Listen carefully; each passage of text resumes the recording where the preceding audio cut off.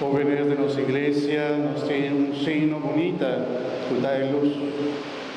Si vos siendo un luz de la oscuridad, ya no botín más oscuridad, sino botín claridad. Y enseña lo que luz es tanificada en nos vida, de lo que vos a recibir. Y nos está haciendo vela, ahora nos renovamos promesa en bautismal, para nos visar Dios sí a lo que asíñanos, a lo que Él está pidiendo, nos avisa sí a su proyecto de vida, nos avisa sí a su mandamiento, nos avisa sí a su palabra, nos avisa sí a Dios. Hoy jóvenes, para medio de promesa aquí, como está pidiendo mi hermana también presente, la que nos canta para nosotros también, nos por aprovechar lo que nos también a recibir día de nuestro bautismo, a ver también nos por renovar de promesa aquí junto con los jóvenes de confirmación. Mita para punta, y vos nada responder sí, mi que. Poso que viva lomba para maldad y viva como yo libre de Dios.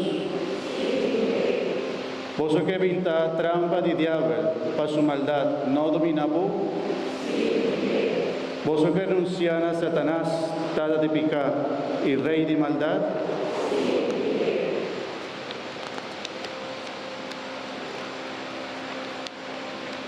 Vos ahora nos va a repetir, sí me te quiere. Vos te quiere en Dios Tata Todopoderoso, Creador de cielo y tierra.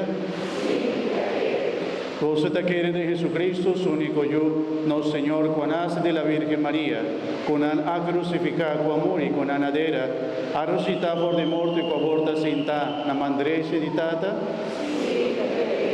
Vos te quiere en Espíritu Santo, de la Iglesia Santa y Católico, de comunión de santo, por don de picar, resurrección de carne y vida eterna. Nos turta responder, esa quitanos fe.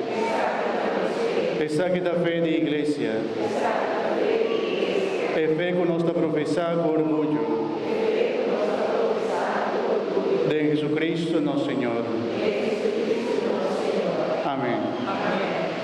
Y te pido mi hermana Antur, la que nos sienta joven, también pasa a su promesa delante del Señor.